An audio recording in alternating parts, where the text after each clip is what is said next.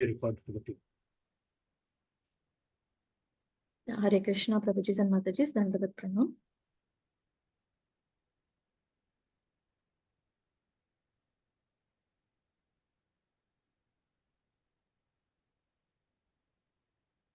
We'll start with the prayers.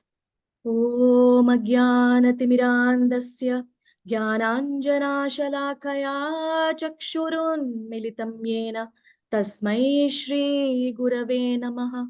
Sri Chaitanya Manobhishtam Sthapitam Yena Bhutale Swayam Rupa Kadamahyam Dadati Swapadantikam Vandeham Shri Guru Shri Yuta Padakamalam Shri Guru Vaishnavanshcha Shri Rupam Sagrajatam Sahagana Raghunatanvitam tam sajivam sadhvaitam savadhutam parijana sahitam Krishna Chaitanya Devam Shri Radha Krishna Padan Sahagana Lalita Shri Vishakan Vitamscha He Krishna Karuna Sindho Dina Bandho Jagatpate Gopesha Gopika Kanta Radha Kanta Namostute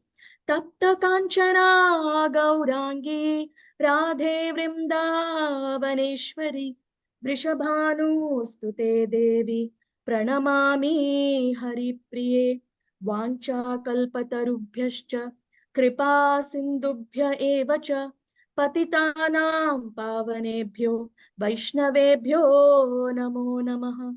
Jai Shri Krishna Chaitanya Prabhu Nityananda Shri Advaita Gadadhara Shrivasadi Gaura Bhakta Vrinda Hare Krishna Krishna Krishna Hare Hare Hare Rama Rama Rama Hare Hare.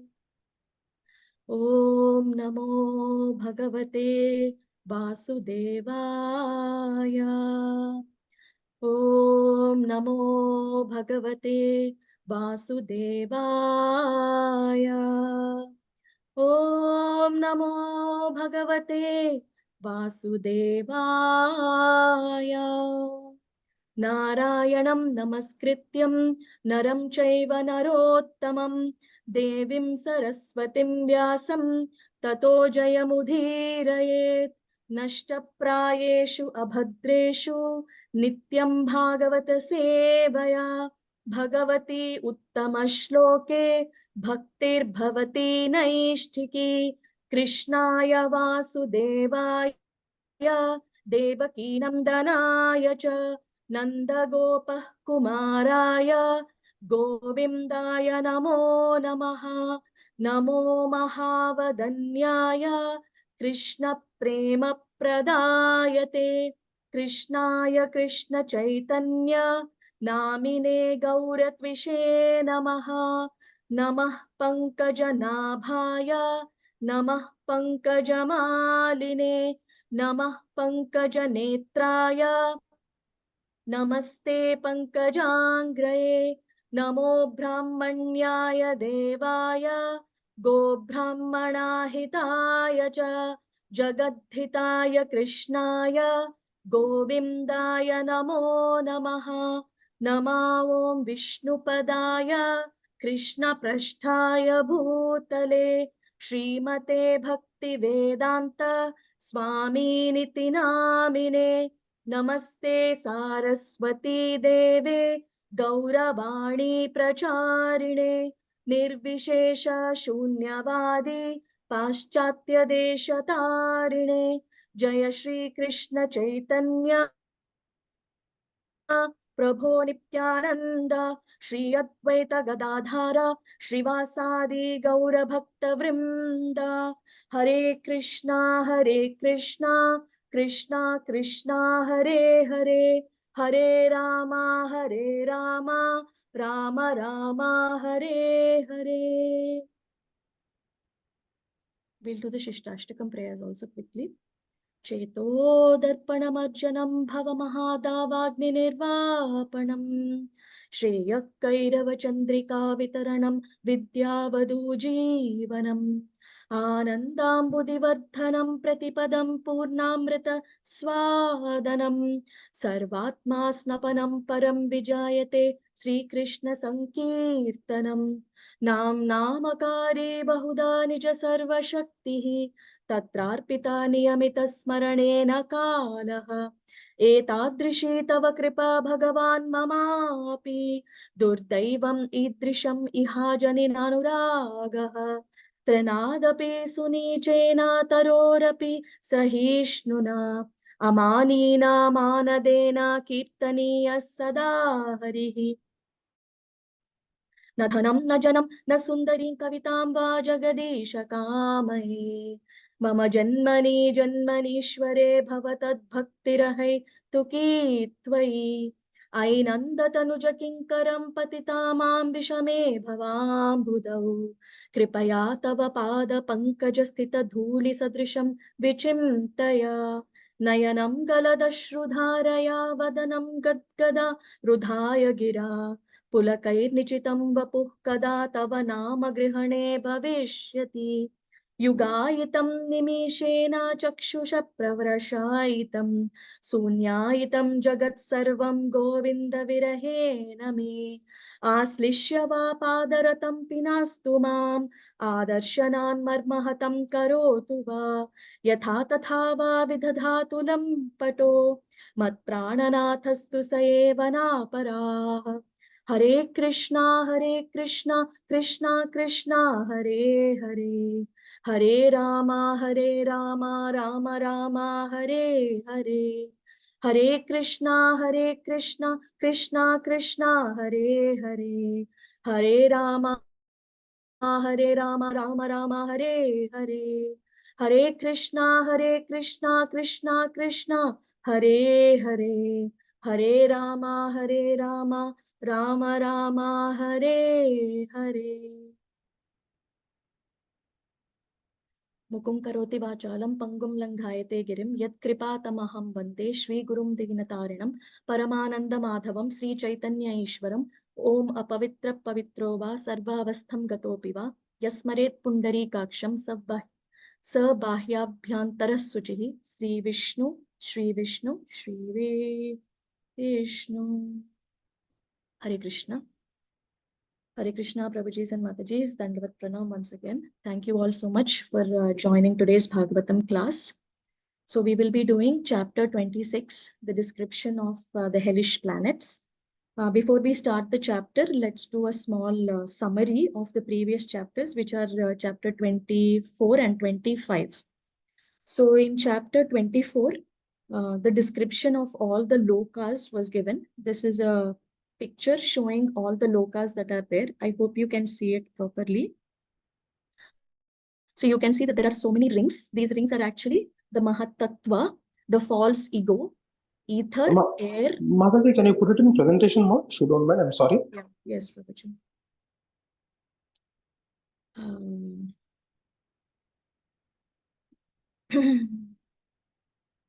Yeah. This is better, Prabhuji. Yes, Mataji.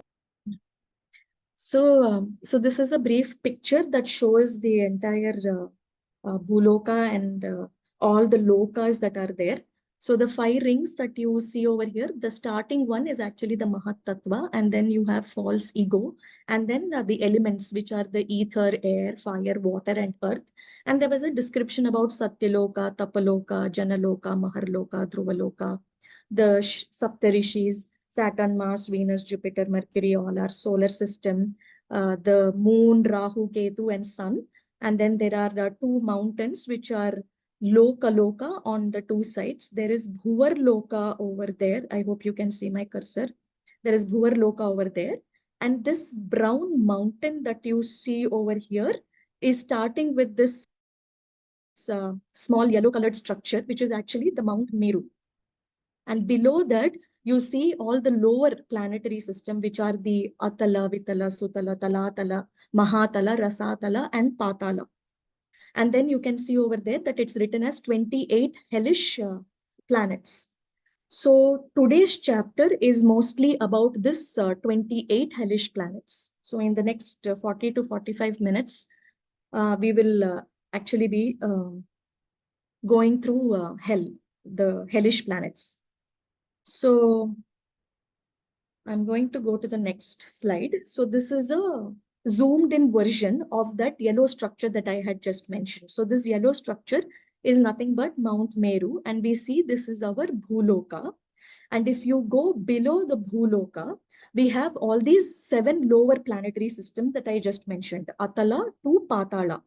And here they are giving you the distances, and the unit of distance that they generally use is not kilometer, it is yojana.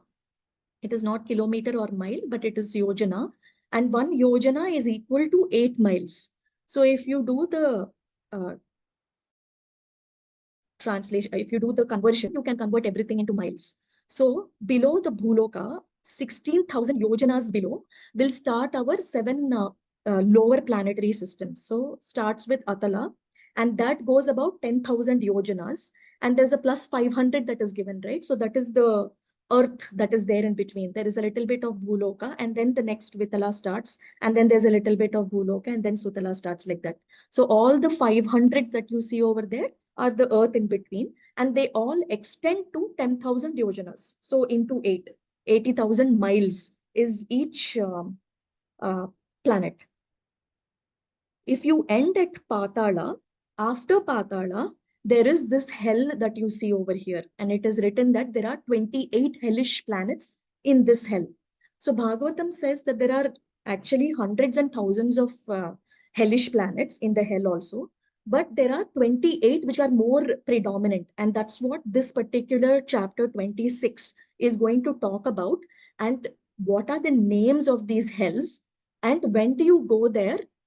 Based on what kind of offense you have done, what kind of sin you have done, and what kind of hell you will go to is what is outlined very, very elaborately in this chapter. And if you see, it's mentioned that it is 99,000 yojanas from the top. From the top means from the Bhuloka. So it's, anyways, there are 7 lower planets, right? So that is 70,000. And then this 16,000, so that would be 86,000. And then there's another 3,000 over here. So that is 89,000. And then about 10,000 to 11,000, which is the distance between Patala and the hell. So that was about chapter 24 that Lilananda Prabhuji had described about Atala Vitala to Patala. And then we had gone through chapter 25, where they had talked about Sankarshana or Lord Ananta or Sesha. And he is described as the controller of false ego. Hare Krishna. And he is described as Hare Krishna. Prabhuji, is anybody speaking?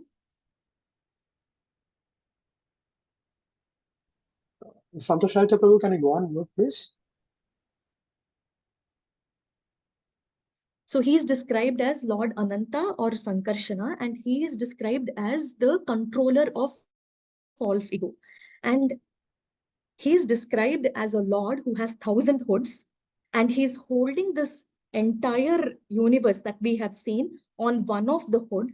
And this entire universe seems like a small mustard seed on his head. So you can imagine how big Lord Ananta is. And he is present in this Garbhodaka ocean. So that is about this slide.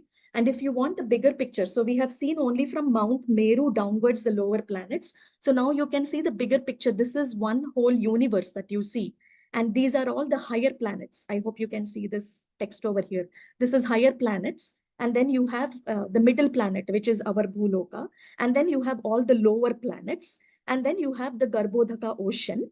And then you have this Lord Ananta that we just described. So on top of Lord Ananta's hood is this one entire universe being situated.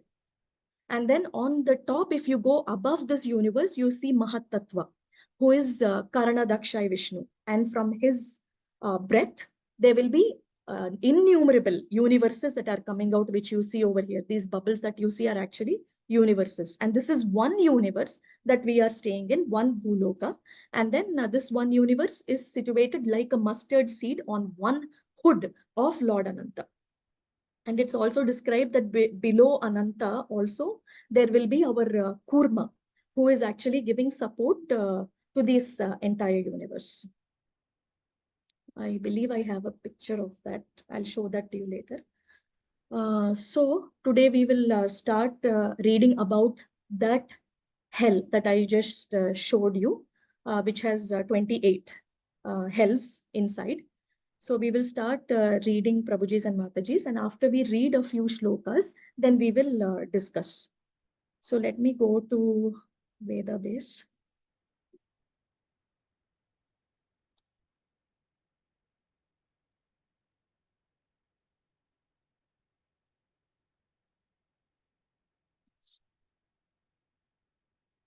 So there is a little introduction that they have given. I will start reading the introduction. From Shloka 1, I request devotees to volunteer to read the translation and the purport. Hare Krishna. A description of the hellish planets. The 26th chapter describes how a sinful man goes to different hells where he is punished in various ways by the assistance of Yamaraja.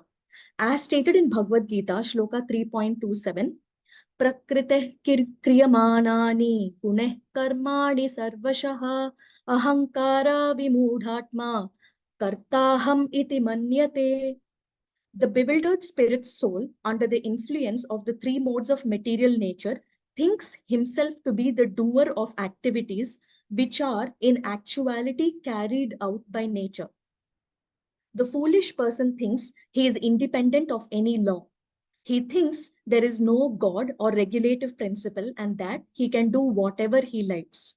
Thus, he engages in different sinful activities, and as a result, he is put into different hellish conditions, life after life, to be punished by the laws of nature. The basic principle of his suffering is that he foolishly thinks himself independent, although he is strictly under the control of the laws of material nature. These laws act due to influence of the three modes of nature, and therefore each human being also works under three different types of influences. According to how he acts, he suffers different reactions in his next life or in this life. Religious persons act differently from atheists, and therefore they suffer different reactions. Sukadev Goswami describes the following 28 hells: Tamishra, Andhatamishra, Raurava, Maharaurava, Kumbhipaka, Kalasutra, Asipatravana, Sukharamukha, Andhakupa, Krimibhojana, Sandamsha, Taptashurmi, Vajrakantaka, Salmali, Vaitarini, Puyoda, Pranarodha, Vishashana, Lala Bhaksha, Sarameyadana, Avichi, Ayahpana, Sharakardama, Rakshogana Bhojana, Sulaprota, Dandashuka, Avatanirodhana, Paryavartana, and Suchi Mukha. A person who steals another's money, wife, or possessions is put into the hell known as Tamishra. A man who tricks someone and enjoys his wife is put into the extremely hellish condition known as Andhatamishra. A foolish person absorbed in the bodily concept of life, who, on the basis of this principle, maintains himself or his wife and children by committing violence against other living entities, is put into the hell known as Raurava. There, the animals he killed take birth as creatures called Rurus and cause great suffering for him. Those who kill different animals and birds and then cook them are put by the agents of Yamaraj into the hell known as Kumbhipaka, where they are boiled in oil. A person who kills a Brahmana is put into the hell known as Kala Sutra, where the land, perfectly level and made of copper, is as hot as an oven. The killer of a Brahmana burns in that land for many years. One who does not follow scriptural injunctions, but who does everything whimsically or follows some rascal is put into the hell known as Asi Patravana. A government official who poorly administers justice or who punishes an innocent man is taken by the assistance of Yamaraja to the hell known as Sukaramukha, where he is mercilessly beaten. God has given advanced consciousness to the human being. Therefore, he can feel the suffering and happiness of other living beings. The human being, bereft of this conscience, however, is prone to cause suffering for other living beings. The assistance of Yamaraja put such a person into the hell known as Andhakupa, where he receives proper punishment from his victims. Any person who does not receive or feed a guest properly, but who personally enjoys eating, is put into the hell known as Krimi Bhojana. There, an unlimited number of worms and insects continuously bite him. A thief is put into the hell known as Sandamsha. A person who has sexual relations with a woman who is not to be enjoyed is put into the hell known as Tapta Shurmi. A person who enjoys sexual relations with animals is put into the hell known as Vajrakantaka Salmali. A person born into an aristocratic or highly placed family but does not act accordingly is put into the hellish trench of blood, pus, and urine called the Vaitarini River. One who lives like an animal is put into the hell called Puyoda. A person who mercilessly kills animals in the forest without sanction is put into the hell called Pranarodha. A person who kills animals in the name of religious sacrifice is put into the hell named Visashana. A man who forces his wife to drink his semen is put into the hell called Lala Bhaksha. One who sets a fire or administers poison to kill someone is put into the hell known as Saramayedana. A man who earns his livelihood by bearing false witness is put into the hell known as Avichi. A person addicted to drinking wine is put into the hell named Ayahpana. One who violates etiquette by not showing proper respect to superiors is put into the hell known as Kshara Kardama. A person who sacrifices human beings to Bhairava is put into the hell called Rakshogana Bhojana. A person who kills pet animals is put into the hell called Shula Prota. A person who gives trouble to others is put into the hell known as Dandashuka. One who imprisons a living entity within a cave is put into the hell known as Avatanirodhana.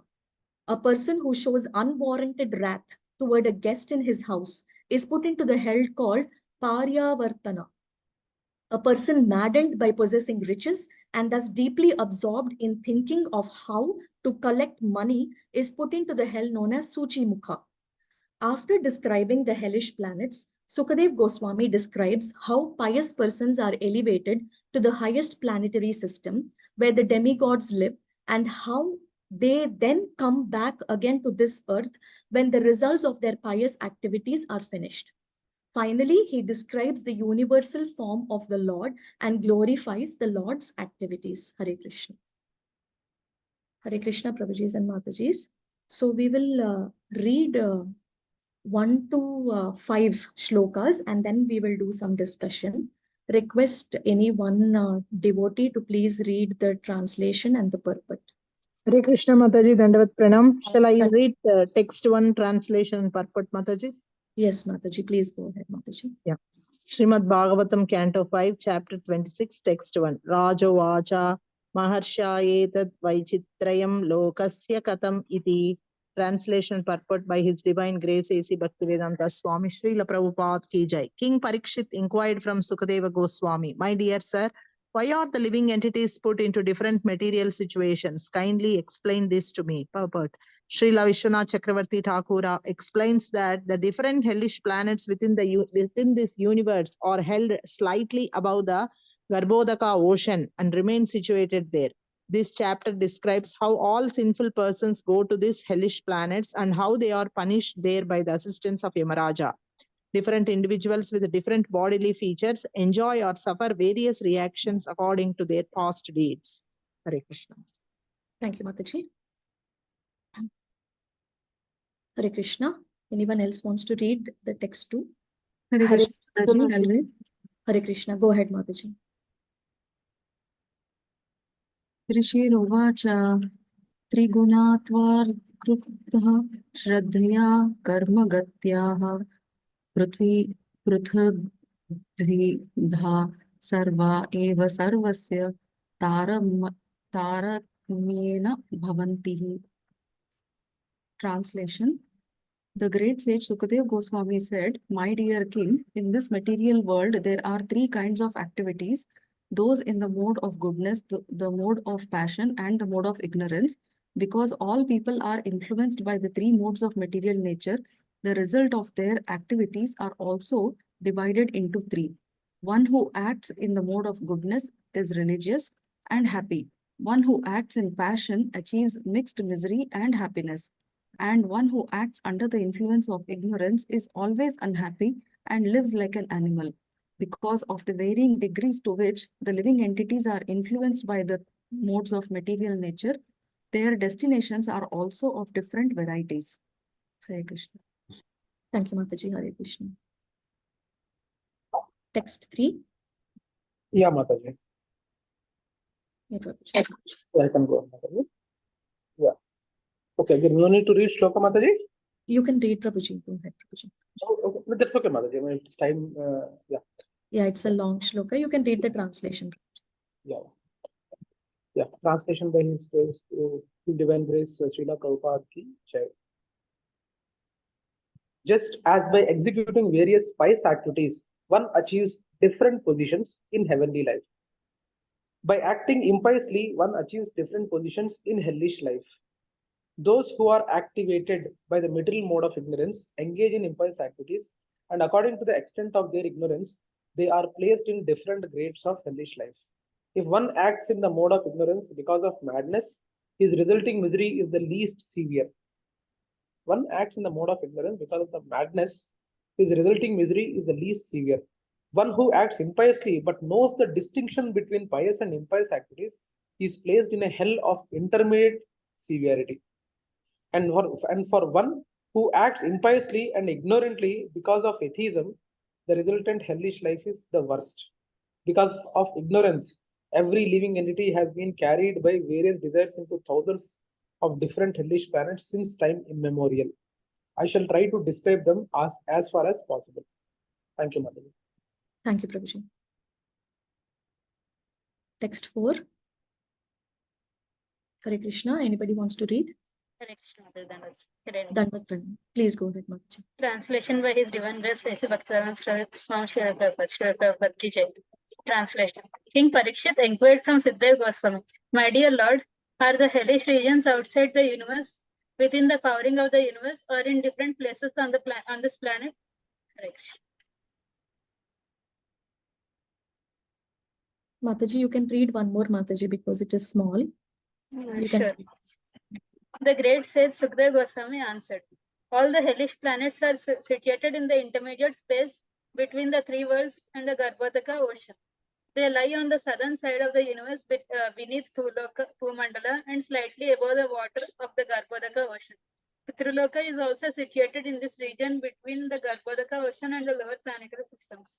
All the residents of Pitruloka, headed by Agniswata, waited in great samadhi on the Supreme Personality of Godhead and always wish their families well." Purport. As previously explained, below our planetary systems are 7 lower planetary systems, and the lowest of which is called Patala Loka. Beneath Patala Loka are other planets known as Naraka Loka or hellish planets.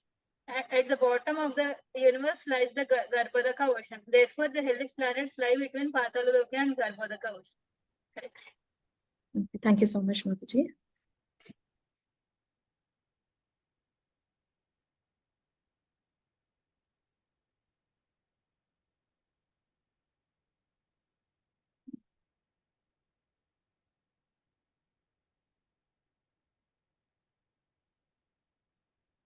Hare Krishna, Prabhuji and Mataji. So we have read about 5 shlokas and what this chapter is about. So the introductory paragraphs that we read, they have talked a lot about what kind of hells are there, and depending upon what kind of sin you have done, what kind of hellish planet you will go to. But before we dwell deeper into the chapter, there is one thing that we should understand. Why should we even talk about these hellish planets? Because some people might think that this is a pessimistic topic, like we don't want to talk about death, even though we know that it is there. Similarly, many people would try to shy away from talking about hellish planets. But we need to understand before going deeper into this chapter why we need to mention all these punishments and what are the names of these hellish planets to begin with. So the first thing that Acharyas mention is this conversation is happening between Sukadev Goswami and Parikshit Maharaj, right? We know that both of them are very elevated souls. Sukadev Goswami had listened to the entire Bhagavatam while he was in his mother's womb through his father. And he did not want to come out of his mother's womb because he knew that once he comes out of the womb, he will be attacked by Maya. Such great was his consciousness. And Parikshit Maharaj, when he was cursed that he would die within a week with the bite of a snake, he did not run helter-skelter. He said that in this 1 week, I will sit and listen Bhagavatam from an elevated soul like Sukadev Goswami. And he knows his time is, there is a time limit, there is a time constraint, and I should ask the right questions. And one of the questions, as you have seen, the very first shloka of this chapter is Parikshit Maharaj asking Sukadev Goswami to mention what the hellish planets are. So when two elevated souls are talking about such a topic, it must be important. That is one thing. And both of them are elevated souls. Probably they won't even go there to begin with, but still they are talking about it. So acharyas say that this information, whom it is intended for, they are not knowing, but those for whom it is not intended for, they are actually sitting and trying to understand it. So I think it makes sense for all of us, because such great souls are discussing about this subject. We should also sit and try to understand what is there in this chapter, what these hellish planets are and what the punishments are. That is the first thing. The second thing that they mention is Lord Vishnu, if you take in his 4 hands, he has the Shankha, Chakra, Gadha and Padma, right? So he is said to have 2 features. One is a feature of justice and one is a feature of mercy. So the word justice, if you understand, it is actually justice in the sense giving justice to the activity they have done. That means kind of punishment. It might be punishment or it might be reward also. But mostly Chakra and Gadha are the symbols of justice, because we have seen that Lord in the past has used the Chakra and the Gadha to kill many demons. And the Shankha and the Padma that are there are symbols of mercy that the Lord has. So we know that the Lord uses, whenever the Lord uses his Shankha, the Panchajanya, it is a symbol of auspiciousness. And the Padma, which is the lotus flower, is a symbol of love, affection, tenderness. And it is told that Lord Krishna used to fill the lakes with lotus flowers whenever he was spending time with the gopis in the lakes. So it is a symbol of affection. We have to talk a little bit about this word mercy, because mercy is something that cannot be demanded. Mercy is given by the Lord out of his own accord. And Lilananda Prabhuji has many times told in our class that mercy is something that we get when we don't deserve it also. Right? So who deserves it? So it is written in the Bhagavatam that a person who considers himself lowly is worthy of getting the mercy of the Lord. Now, what do you mean by considering yourself lowly? Lowly means whenever I do an activity, you should not become proud of it. You should think that my activities that I'm doing are still not good enough. You should hanker to become better, but you should not say that I have done the best. So you should not be proud. So you should be in a submissive level. So if you are like that, then you are eligible to get mercy. That is what is written in the Bhagavatam. So if you consider mercy to be like nectar, then the person who gets the nectar should have a vessel to carry it. So this vessel is nothing but an understanding of his position. Now, what is the understanding of the position means? Means you need to understand your connection with God. Since time immemorial, you have been doing so many mistakes that you have forgotten your connection with the God and you have taken birth in this Bhuloka. Now, what is mistake? So generally we do so many things. We say, I forgot this, I should have done that. So I did a big mistake.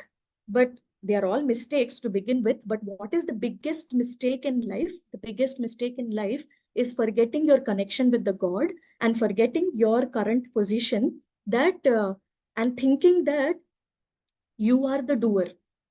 We have read in the purports that people generally think that they are the doer, and they forget that the Lord is the supreme proprietor of everything, and he is the one who's the controller of this entire universe.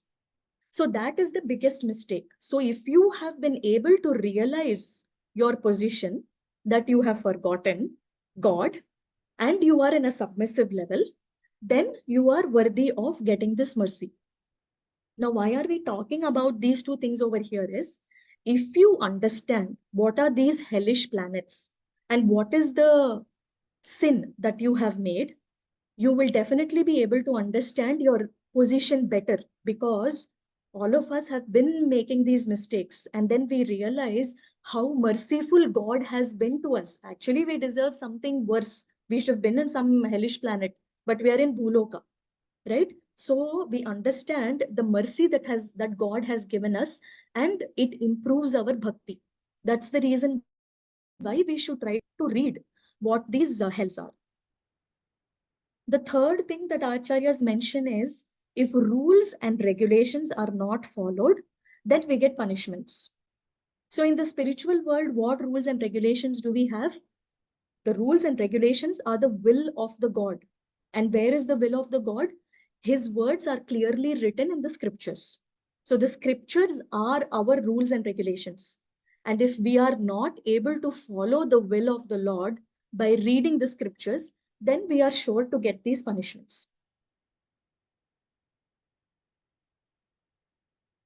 In this context, we can talk about a small example, Prabhujis and Matajis. Let's say that there is a small child who is taking an admission in a school. And once the child goes to the principal says, yeah, we will give you admission, but there are certain rules that you have to follow in our school.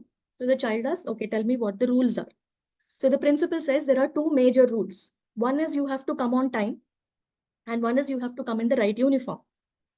Then the child says, okay, very good. You have told me the rules. But the child does not say, okay, there are so many rules in your school, I'm not going to come to your school. The child will not say that, right? Okay, the rules are there, I will try to follow them. Now the principal goes ahead and says, if you don't follow the rule, there will be a punishment. So the child asks, okay, what is the punishment? So the principal says, if you don't come on time, then we will see for 3 times. After 3 strikes, you will be sent home. And if you don't wear proper uniform, then also we will see for 3 times. We will excuse you for 3 times.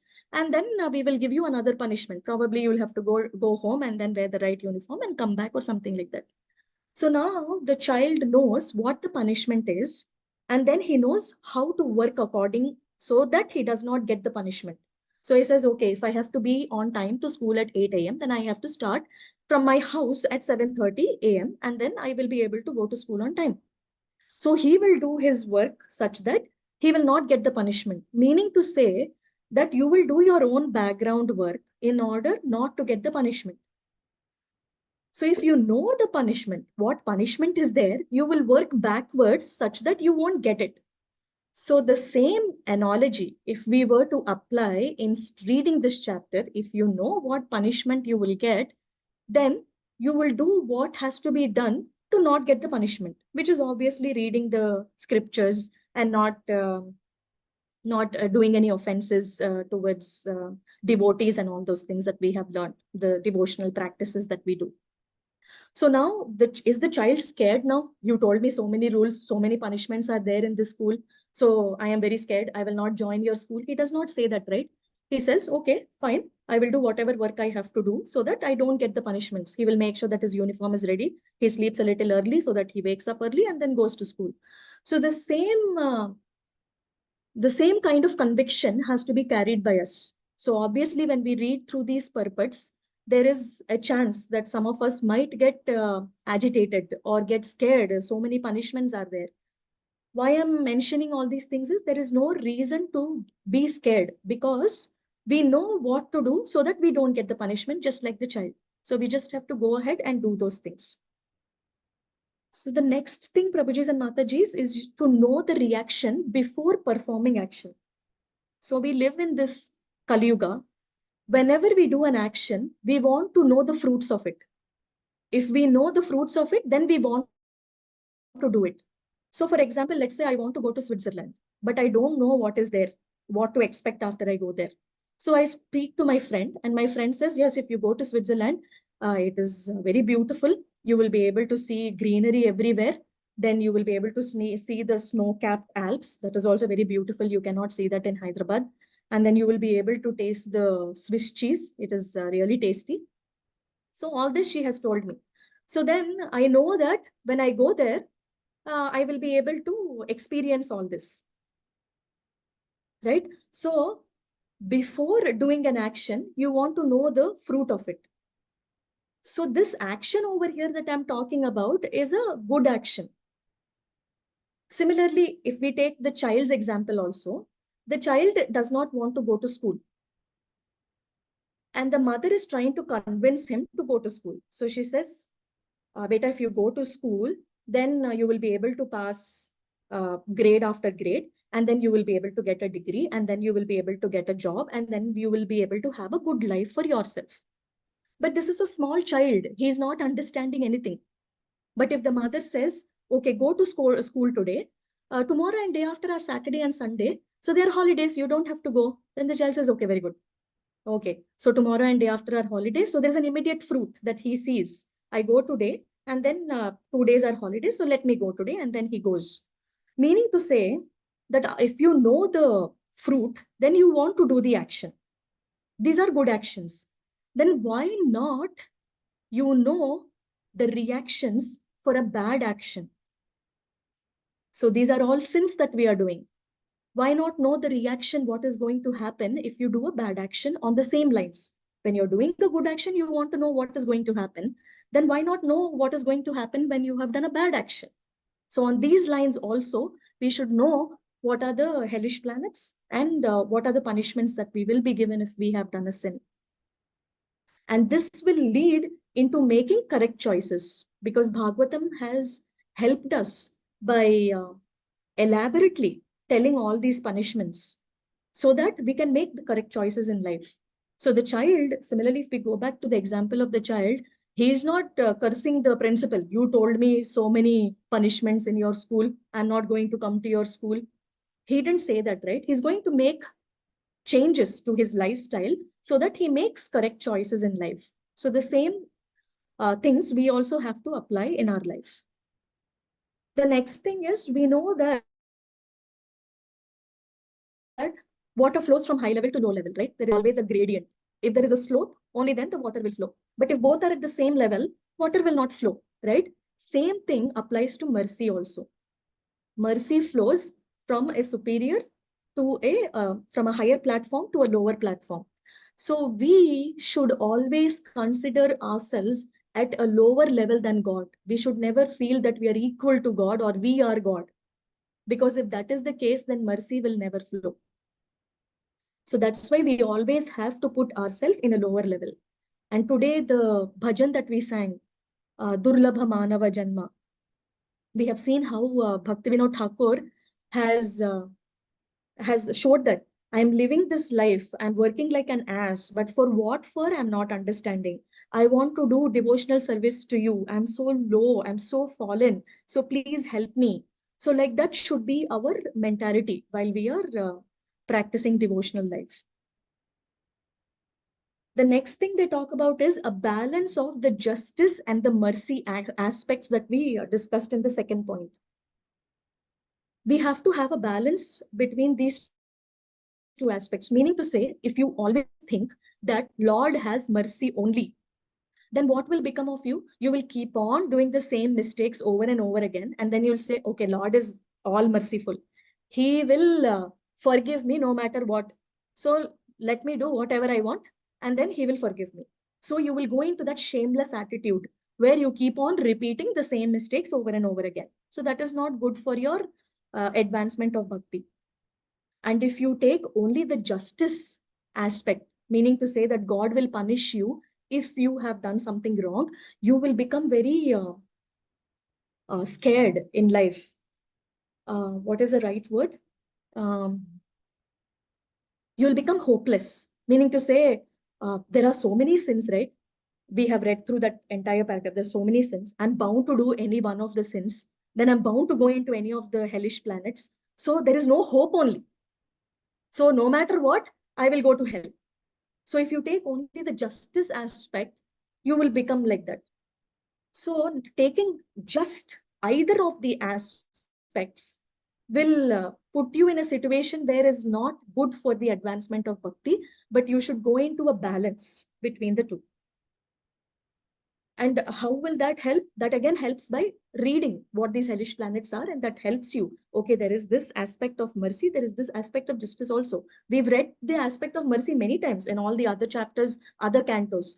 So we should know the aspect of the justice also, right? And that is what this chapter is going to tell us. So by doing all this, what is going to happen? When devotees are particularly reading this, they will understand how low or how fallen they are by reading through all these sins, committed so many of these sins. I've forgotten God. I've never done anything that pleases God, but still he's put me in this position. Probably I deserve worse. So thinking in this way, your gratitude for God increases, your faith in him increases that he'll always do what is best for you, your bhakti increases, and you develop Krishna prema, which is the ultimate goal of life, right? Krishna prema. We read in the offenses, 10 offenses also, the last line says that we have to develop Krishna prema. So the goal is not to develop Krishna bhai. It's not to develop fear of God, but to develop the love for God. And by reading this chapter, don't think that we will develop a fear, but if we are reading it correctly and understanding the right meaning why this has been given, we should develop the love for God. And then you should be aware of all these things and beware from doing all these things so that you don't go to the hellish planets. Hare Krishna. So I hope the reasons behind why we are reading this chapter is clear. If there are any questions, as of now, we can answer. Otherwise, we can start reading further. Hare Krishna. It's fine, Mataji. Thank you very much, Mataji. Thank It you. reminds me of that. I'm sorry to bring this, but I thought Aparachitadu movie screenplay was derived from this chapter only. Maybe, Prabhuji, yeah, like all the punishments that are being given for anybody who does even small kind of sin is that movie, Yes. I guess, right? Yes, Yeah, Mataji. yeah, maybe, Prabhuji.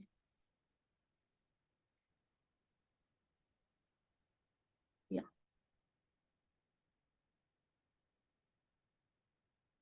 All right, Hare Krishna.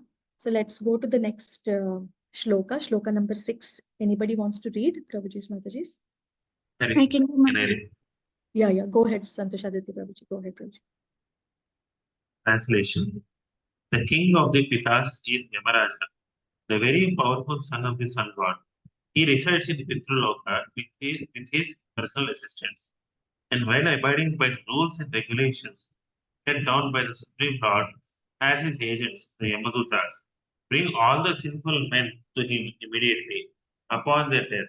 After bringing them within his jurisdiction, he properly judges them according to their specific sinful activities and sends them to one of the many hellish planets for suitable punishment. Yamaraja is not a fictitious or mythological character. He has his own abode, Pitraloka, of which he is the king. Agnostics may not believe in hell, but Sukadeva Goswami affirms the existence of Naraka planets, which lie between the Garbhodaka Ocean and Patala Loka. Yamaraja is appointed by the Supreme Personality of Godhead to see that the human beings do not violate these rules and regulations, as confirmed in Bhagavad Gita 4.17. Karmano hi api bodhavyam cha vikramanaha, akarmanas cha bodhavyam ganana karmano gatihi. The intricacies of action are very hard to understand. Therefore, one should know properly what action is, what forbidden action is, and what inaction is. One should understand the nature of the karma, vikarma, and akarma, and one must act accordingly. This is the law of Supreme Personality of Godhead. The conditioned souls who have come to the material world for sense gratification are allowed to enjoy their senses under certain regulative principles. If they violate these regulations, they are judged and punished by Yamarajas. He brings them to the hellish planets and properly chastises them to bring them back to Krishna consciousness. By the influence of Maya, however, the conditioned soul remain infatuated with the mode of ignorance. Thus, in spite of repeated punishment by Yamaraja, they do not come to the senses, but continue to live within the material condition, committing sinful activities again and again. Thank you, Prabhuji. Hare Krishna. Text 7. Hare Krishna. Anybody wants to read? I can do, Mataji. Hare Krishna. Yeah, please go ahead, Deepam. Translation by Srila Prabhupada Ki Jai. Some authorities say that there is a total of 21 hellish planets and some say 28. My dear king, I shall outline all of them according to their names, forms and symptoms. The names of the different hells are as follows: Tamishra, Antha Tamishra, Raurava, Maharaurava, Kumbhipaka, Kalasutra, Asipatravana, Sukaramukha, Andhakupa, Krimi Bhojana, Sandamsha, Taptasurmi, Vajrakantaka Shalmali, Vaitarani, Puyoda, Pranarodha, Vishasana, Lala Bhaksha, Sarameyadana, Avichi, Ayahpana, Kshara Kardama, Rakshogana Bhojana, Shulaprota, Danda Shuka, Avata Nirodhana, Paryavartana, and Shuchimukha. All these planets are meant for punishing the living entities. Thank you, Mataji. Krishna. Hare Krishna. Text 8. Hare Krishna Mataji, Dandavat Pranam. Saraswati. Translation. My dear king, a person who appropriates another legitimate wife, children, or money is arrested at the time of death by the fierce Yamadutas, who bind him with the rope of time and forcibly throw him into the hellish planet known as Tamashira. On this very dark planet, the sinful man is chastised by the Yamadutas, who beat and rebuke him. He is starved, and he is given no water to drink. Thus, the wrathful assistants of Yamaraja cause him severe suffering, and sometimes he faints from their chastisement. Hare Krishna. Thank you, Mataji. Text 9.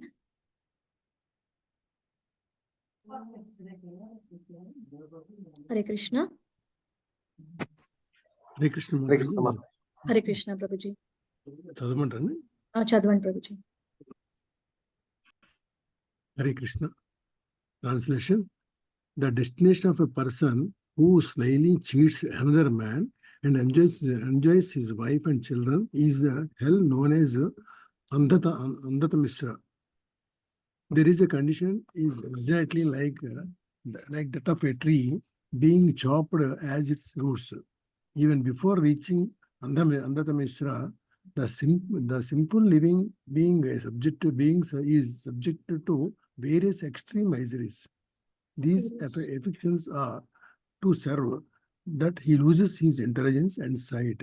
It is for this reason that land sages call this hell Andhata Mishra. Hare Krishna. Thank you, Prabhuji. This was text 9. We'll read one more text and then we'll discuss a little bit. Text 10. Hare Krishna. Hare Krishna Mataji. Hare Krishna. Translation. Prabhupada ki jai.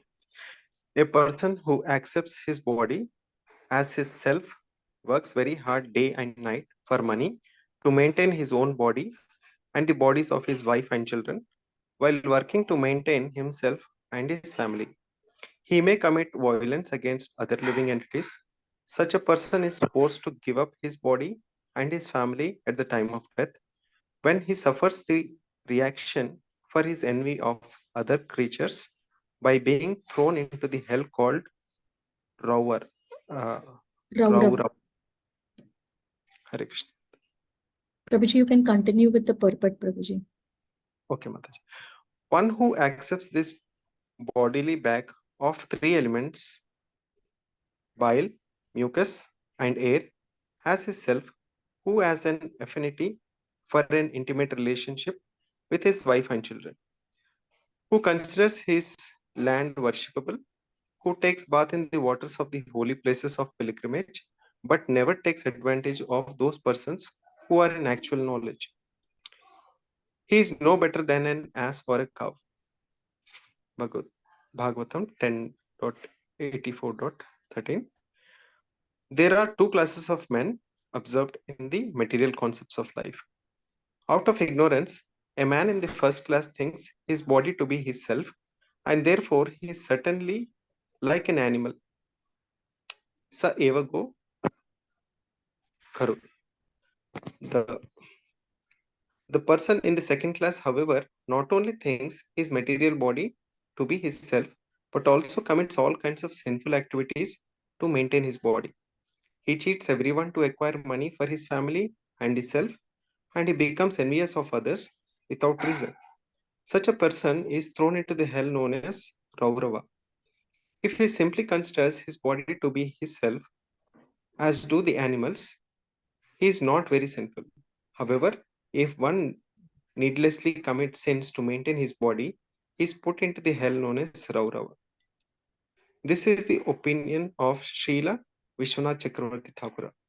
Although animals are certainly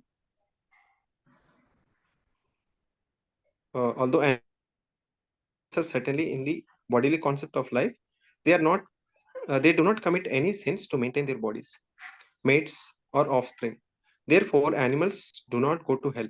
However, a human being acts enviously and cheats others to maintain his body. He is put into a hellish condition. Hare Krishna. Hare Krishna. Thank you. Thank you, Prabhuji.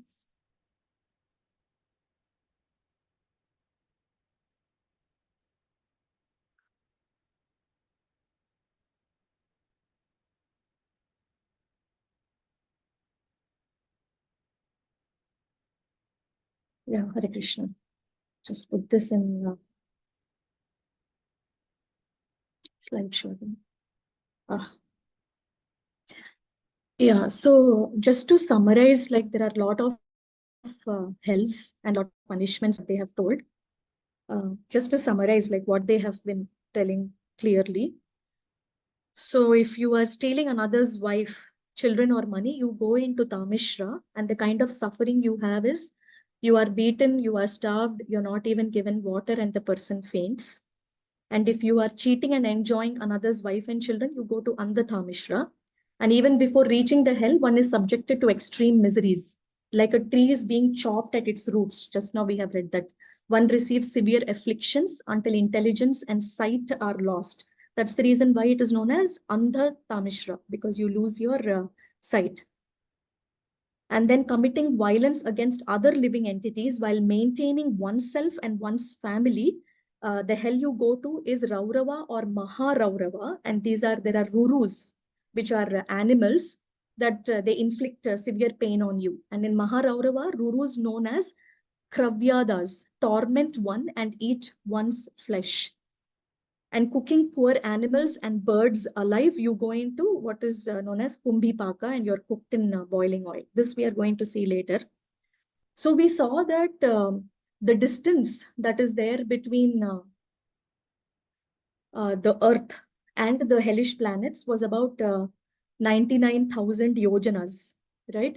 And that multiplied by 8 would be some 700 odd thousand kilometers, 700,000 odd miles.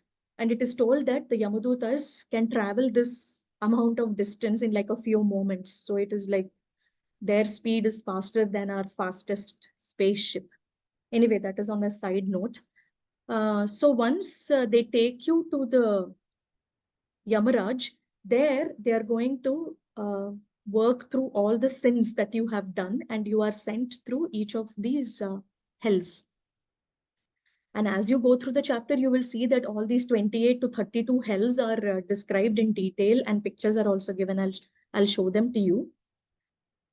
But there is always this doubt that we might get, some of us might get, what if these hells don't even exist? Is this all some kind of fictitious story that they are telling us? Things like that might enter our mind. So one of the sessions that I heard online, the Prabhuji was mentioning that when somebody gets a doubt like this, he mentions a story about how Prabhupada was asked a question in an interview by the interviewer saying that, Swamiji, you are doing so much devotional service. You are waking up early in the morning, you are doing japa, you are doing prasadam, you are preaching, and then you are selling books. You are doing all this. And then at the end of the day, or after you die, you realize that there is no Krishna at all. Then what will be your reaction? Don't you think you have wasted your entire life doing all these devotional services? And at the end of the day, there is no Krishna also. You've been doing so much for him throughout your life. And Prabhupada answers to this saying that I have nothing to lose, even if I realize that there is no Krishna, because I'm following the 4 regulative principles. I am eating prasadam, and I have made really good friends who are devotees. I have very good association. Then I have very good association with whom I am eating, and I am singing and dancing to bhajans. So what to lose, even if I have followed and done so much of devotional service? So the interviewer says, okay, but then Prabhupada asks him a question in reverse and says, what if there is Krishna? Then the interviewer realizes, yes, what if there is Krishna? If one is not doing all these services that are required and which are written in the scriptures and not following the rules and regulations, then what will happen of them? So we should not concoct our own things. Whatever is written in the scriptures is real, is what we have to believe, and try to work accordingly. So the answer that Prabhupada has given in terms of devotional service applies to the negative side of getting punishments also. So instead of being in a pessimistic way of thinking that this is not there and live in ignorance, that nothing is going to happen, it is better to know what is there and then work accordingly. All right. And 2 more points that we had read in the first few shlokas, Prabhuji and Mataji. So we should never think that we are doing the activities. We know that we are being affected by the 3 modes of material nature. And it was written clearly that based upon the mode that we are in, that kind of action we will do, and that kind of hell also we will go to. And if you have done a sin in ignorance, that is the least kind of punishment you will get. That means you don't know, that's the reason why you have done it. But if you have knowledge and still you have purposefully broken some rules, then that kind of punishment will be a little bit more severe. And then the next one is where you have knowledge and you are doing things rightly also, but then you kind of do it just like that. So that is the most severe kind of punishment you get. There are 3 levels of punishment. So after being aware, you have to be more cautious that you are not going to do this sin. So that will be a much more severe punishment, just so we know, because we are reading this. If we are in ignorance, that is a different story, but we need to be aware and then beware of it, like we talked in the previous slide. We'll go back and read the, oh, sorry. Yes, let's read the next shlokas. Shloka number 11. Hare Krishna. Anybody wants to read? Hare Krishna. Hare Krishna Mataji, I can read Mataji. Srinivas Prabhuji, did you want to read? You can go Yes, ahead. Mataji, I can read. Yeah, go ahead. Prabhuji. In this life, the envious person commits violent acts against many living entities. Therefore, after his death, when he is taken to hell by Mataji, you're not Yamaraja, audible. Is it only with me? Mataji, we are able to hear Mataji. Hare Krishna. Deepa Mataji? Okay, Mataji. Yeah. can you hear me Okay. now? Yeah. Yes, yes. We can hear you, Prabhuji. Hell by Yamaraja, those living entities who are hurt by him appear as animals called rurus to inflict very severe pain upon him. Learned scholars call this hell rurua, not generally seen in this world. The ruru is more envious than a snake. Purport: according to Sridhara Swami, the ruru is also known as Haras Sringa.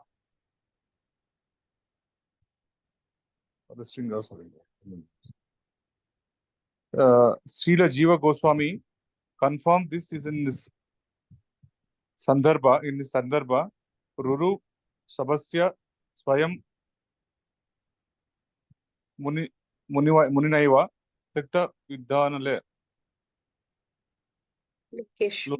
Lokevu Aparsiddha Evajnana Jantu Vikeshaha. This is although Rurus are not seen in this world, their existence is confirmed in the Shastras. Hare Krishna. Thank you, Prabhuji. Hare Krishna, text 12.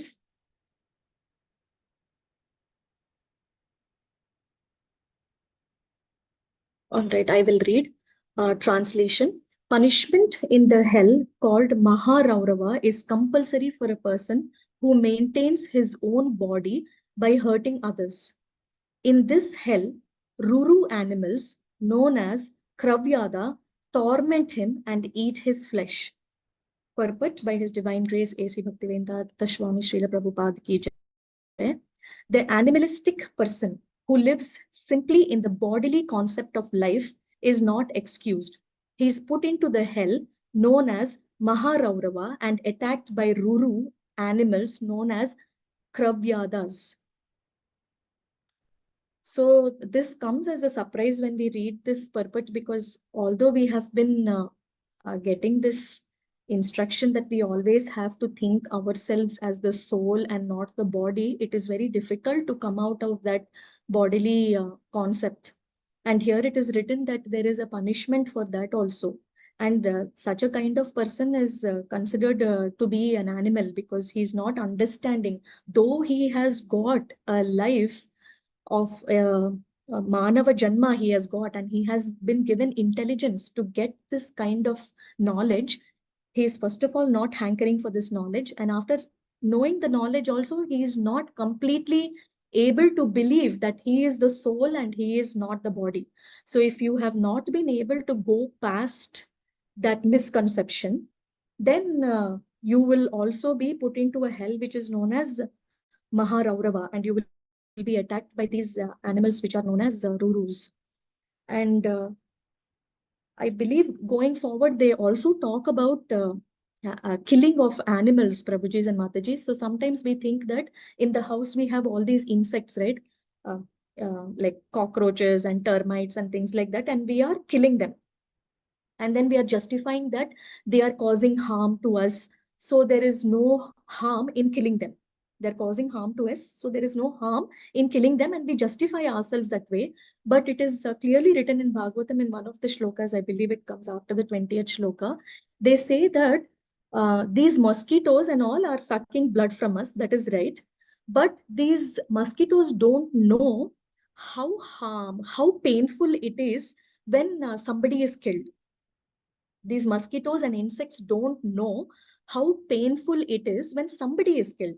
But humans have that intelligence to understand how painful it is when somebody is killed. So because we have that conscious, and still if somebody were to kill insect or human being, they will be punished accordingly, and they will be punished, put in that kind of hell. And we will see that if you kill a human, what kind of hell you go to. If you kill a brahmana, what kind of hell you go to. And if you kill insects and all, you will go into another hell, where there will be lot of you will be put into worms and insects, and those worms will be eating you, and you will be eating those worms, and things like that are being written over there. And one more thing I wanted to mention. That's okay, it will come back. We'll go to the next shloka. Text 13. Copy I can read. Yeah, go ahead. Translation by Srila Prabhupada ki jai. For the maintenance of their bodies and the satisfaction of their tongues, cruel persons cook poor animals and birds alive. Such persons are condemned even by man-eaters. In their next lives, they are carried by the Yamadutas to the hell known as Kumbhipaka, where they are cooked in boiling oil. Hare Krishna. Hare Krishna. Thank you, Mataji. Yeah, so we have to discuss this. This is what I was telling about. So if we are killing other poor animals and birds, so we go to Kumbhipaka, and they and then we are cooked in oil. That's the kind of punishment that we get over there.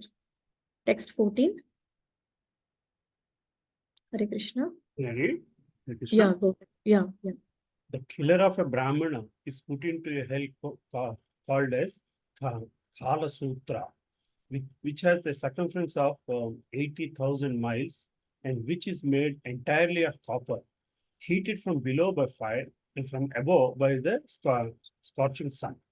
The copper surface of this planet is extremely hard, thus the murderer of Brahmana suffers from being burned both internally and externally. Internally, he is burning with hunger and thirst, and externally, he is burning from the scorching heat of the sun and the fire beneath the copper surface.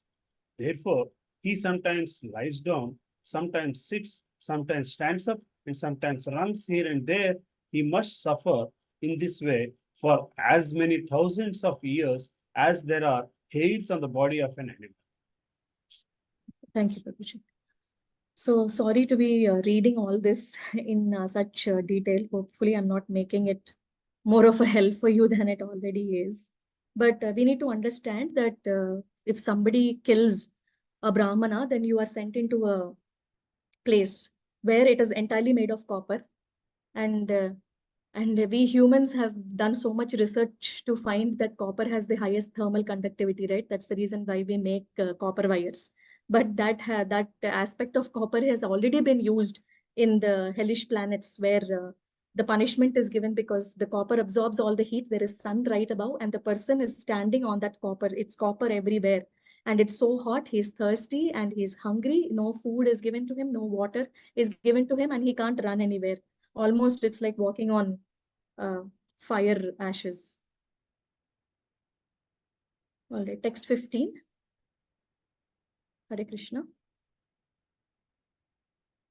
All right, I will read. If a person deviates from the path of the Vedas in the absence of an emergency, the servants of Yamaraj put him into the hell called Asi Patravana, where they beat him with whips. When he runs hither and thither, fleeing from the extreme pain on all sides, he runs into palm trees with leaves like sharpened swords. Thus injured all over his body and fainting at every step, he cries out, "Oh, what shall I do now? How shall I be saved?" This is how one suffers who deviates from the accepted religious principles. Purport, there is actually only one religious principle. Dharmam tu sakshat bhagavat pranitam. The only religious principle is to follow the orders of the Supreme Personality of Godhead. Unfortunately, especially in this age of Kali, everyone is an atheist. People do not believe in God. What to speak of following his words?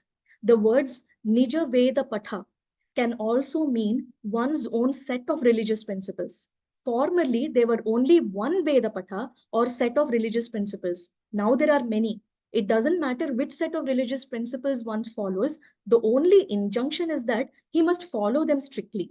An atheist or Nastika is one who does not believe in the Vedas. However, even if one takes up a different system of religion, according to this verse, he must follow the religious principles he has accepted.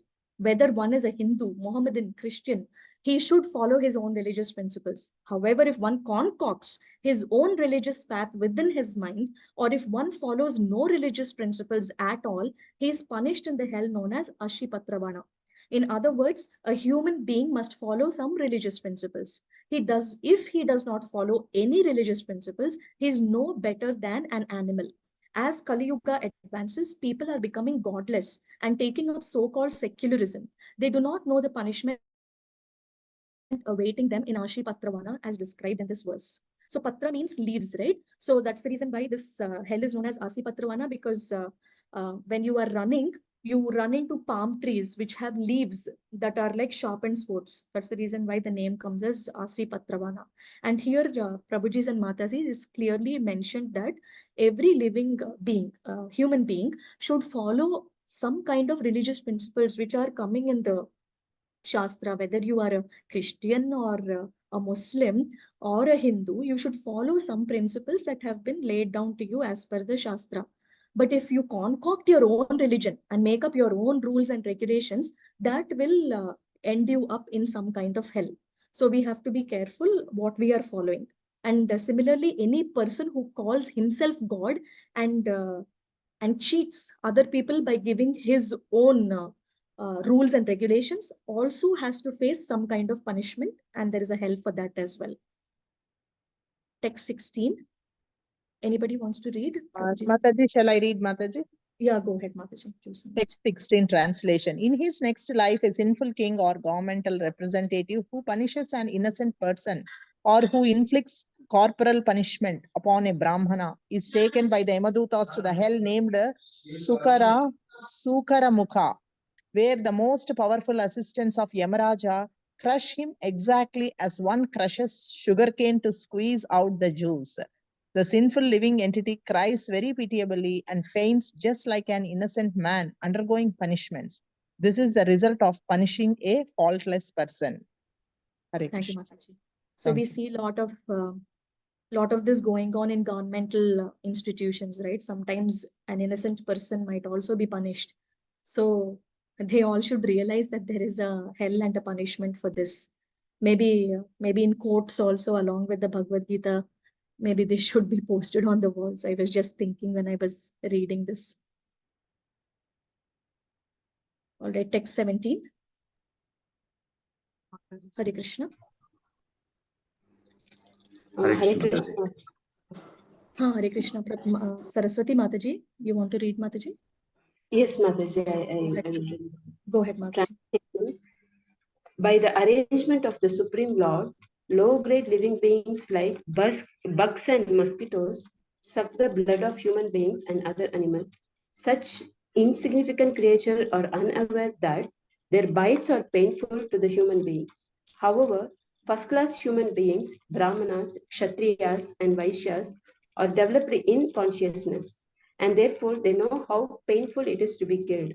A human being endowed with knowledge certainly commits sin if he kills or torments insignificant creatures who have no discrimination.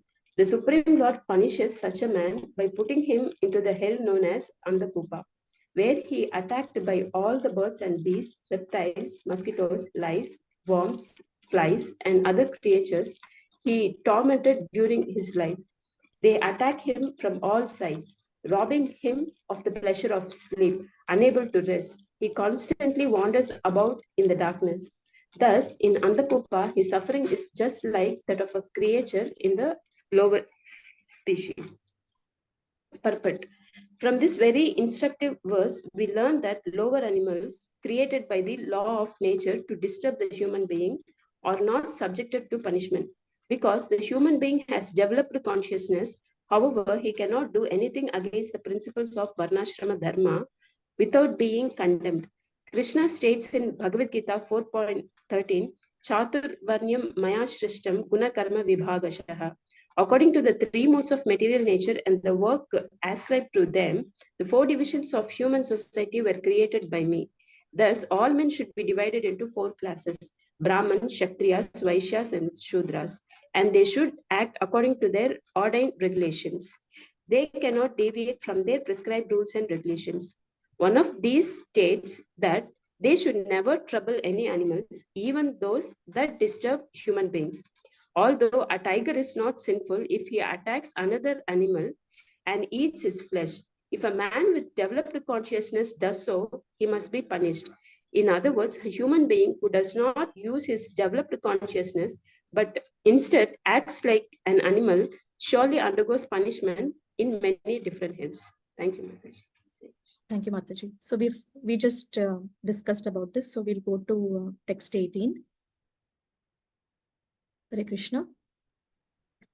Hare Krishna, Mataji. If Ah, nobody just- is there, I can read, Mataji. Yeah, read Mataji.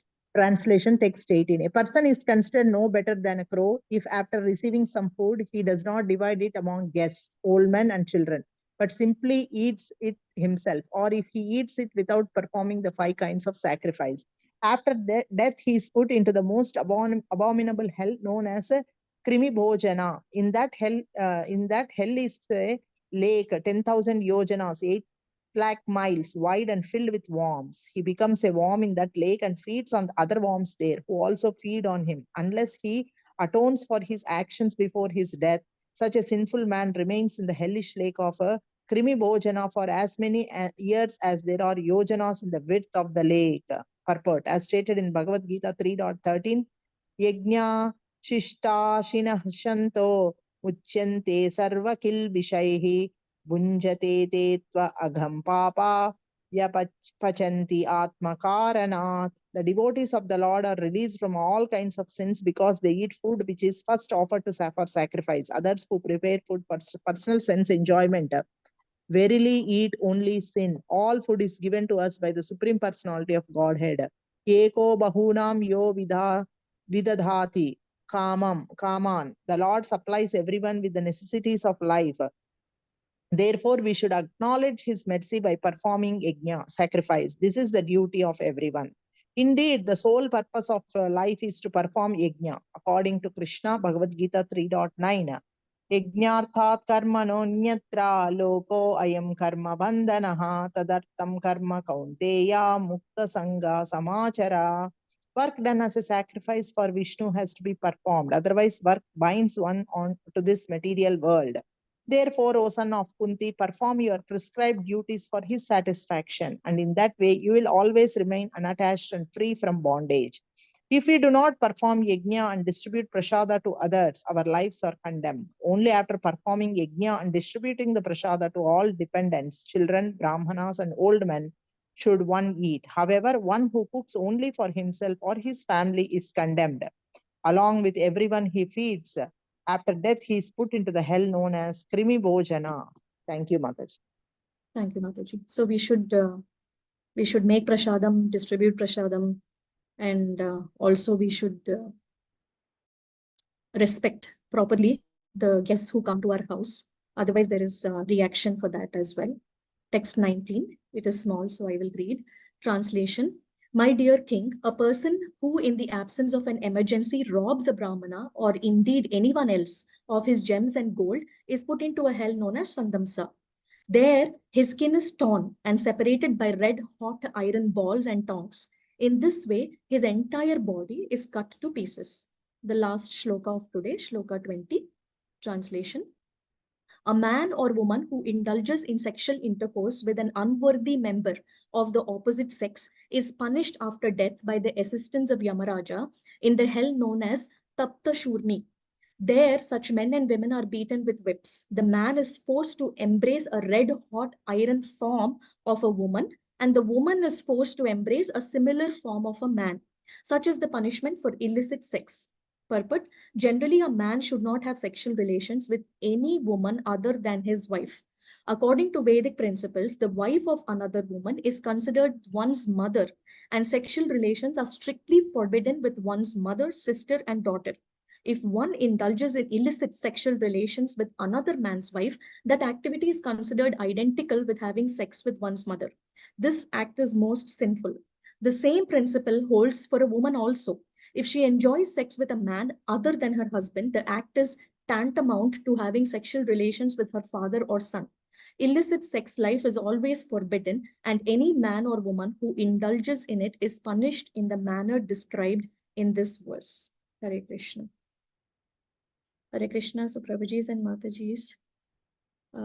So today we are doing till shloka number 20 only. So I have a few slides over here which have a general summary of what kind of sinful action you do, what kind of hell you go, and what kind of suffering you get. If anybody wants it, I can share the PowerPoint with you. But otherwise, I'm not going to go over this in detail. But one thing that I did want to mention is all these sins have been segregated based on, like, if you are doing any sinful actions towards animals, or if you're misusing your power, or if you're killing other human beings, like that, they have been segregated. One segregation is based on neglecting scriptures. So generally, we know that all these scriptures are there, but many a times we don't take them as seriously as we have to. So there are some reactions for that. So I thought maybe we can go over them. So text 15 that we have read, deviating from Vedic scriptural injunctions in the absence of an emergency. There is no emergency, but still we are deviating. Then we go to Asi Patravana. If you remember, Patra is the leaves, where you're beaten with whips and you're fleeing from pain, and you run into palm trees, which are sharpened leaves with sharpened sword-like leaves are there. Neglecting the duty of an aristocratic family and becoming degraded. So you have money, but then you're not using it for any devotional service. Then you go into the Vaitarni river. That will be discussed in Shloka 22, which will be the next session. And living like an animal, no good behavior or cleanliness. Then you go to the Puyoda. And 28 and 29 are also like lying while transacting business, like bearing false witnesses, that we see a lot in Kali Yuga. If you do that, you're repeatedly thrown from a mountain into waterless surface until the body is broken into tiny pieces. Repeatedly, they will do that until you break into pieces. And drinking liquor or wine. Pana. Agents of Yamaraja stand on the chest and pour hot melted iron into their mouths. Probably this should also be put on banners on the roads in Telangana, where a lot of drinking of liquor and wine happens. So that is the end of this, Mataji. As a summary, I just wanted to mention one thing. I know we have gone through all these tormentous hells and sufferings that have been described in this chapter. But as mentioned initially, if we are able to understand the reason behind telling this, actually, Bhagavatam, by elaborating all this, they are trying to help us, because only when we know all these things, then we are able to save ourselves from not going into such places. And how do we get the mercy of the Lord? By trying to stay in a very humble position. So if we see Kaviraj Goswami and Bhaktivinoda Thakur, when they write all these poetry, it's not like just rhyming words that they want to make big poetry. In all the poetry, they describe like how fallen they are. They say like, I am even worse than worms and even worse than stool. Like that, they are saying. It's not whimsically just saying those words, but they actually it. And even when we read Chaitanya Charitamrita, like there are many characters like Ramanand Rai and Pratap Rudra. They always mention like how you have to be in a humble state of mind. So I was listening a session by Nitai Sevani Mataji. There also she says that what is one straight thing to know if a person is in Krishna consciousness or not? By looking at him, if you feel that he is humble, then he is in Krishna consciousness. So being humble and in a low surrendered state of mind is very important to get the mercy of the Lord and not go to such places. So there is just one small thing, a small story that I wanted to tell, and then we will end this call, Mataji. So it's just a little humorous thing. I thought we will end it on a humorous note. So this story was about Prabhuji, who decided that he will be a brahmachari, and straight out of college, he went to join the ashram.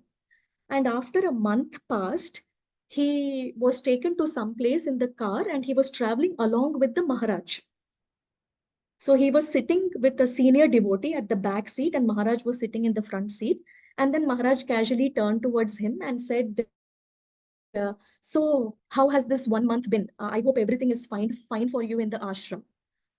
So this brahmachari was not expecting that the Maharaj would talk to him. But then since he had casually asked like how everything was, he did not know immediately what to answer.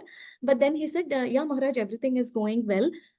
But just you please bless me that I remain humble.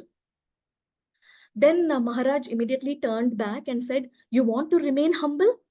Then this brahmachari said, yes, yes, Prabhuji, yes, Maharaj, I want to remain humble. Then Maharaj reiterated 2 or 3 times. He said, you want to remain humble? Then he said, yes, Maharaj, I want to remain humble. Then Maharaj smiled and said, if you want to remain humble, first you have to become humble. You know that, right? Even after Maharaj told that sentence 2 or 3 times, the brahmachari mentioned that he didn't understand what Maharaj was saying. He felt like Maharaj was reiterating the same thing that I am telling. I'm saying I want to remain humble. Maharaj is saying you have to be humble before you remain humble. So then he says that the senior devotee who was there tried to explain to him that you, by saying that I want to remain humble, you've already declared that you are humble. So you're already putting yourself at a higher position. So you have to be very careful with the words that you are using. You want to be humble. You don't want to remain humble. By remaining humble, you're declaring that you're already humble, like that. So we have to be very careful with the words that we use and try to be humble, not remain humble. Hare Krishna. Thank you, Prabhujis and Matajis. Thank you so much for attending today's Bhagavatam class. So these are just some pictures that I put. If you want the PowerPoint, I can share with you later. These are just the sins that we do and the punishments that we get. So a few pictures of that. Grantraj Srimad Bhagavatam ki jai, Srila Prabhupada ki jai, Ananta Koti Vaishnava Vrind ki jai. Hare Krishna. Hare Krishna. Hare Krishna. Thank you. Hare Krishna. Shilpa Mataji, can we end the call? Any questions? Any questions you can ask Prabhuji's Mataji's for 2 minutes. Since it was 9 o'clock, I thought it was past time. But if you have any questions, you can ask. Hare Krishna Mataji. Hare Krishna. Lilananda Prabhuji. Hare Krishna. Done. Yeah. Prabhuji, I'll talk later. Hare Krishna. Hare Krishna. Hare Krishna Prabhuji. Dandavat Pranam Mataji. Thank you for wonderful class, Mataji. I didn't realize you were on the call, Prabhuji.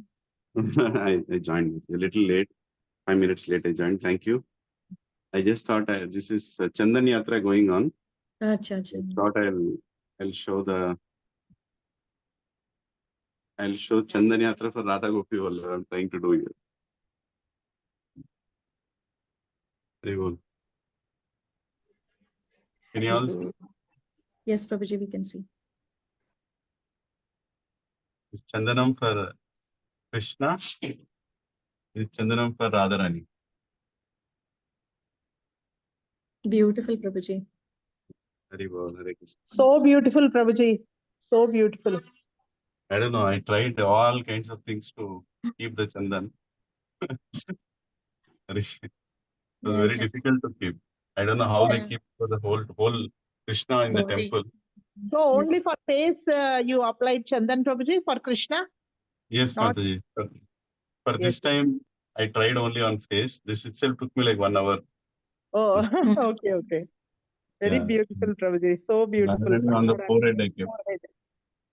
There are a lot of mistakes, but I hope by doing some service, I will not see those hellish planets. That's the only desire. It's a little for Srila Prabhupada. Okay. Very nice, Prabhuji. Hare Krishna. Shri Radha Gopi Vallabha ki jai. Thank you, Mataji. Sorry, I didn't mean to. Thank you for the wonderful class, Mataji. Thank you, Prabhuji. Very grateful for your very nice explanation and the preface that you said that Bhagavatam is helping us understand what can go wrong when we go wrong. It is very essential.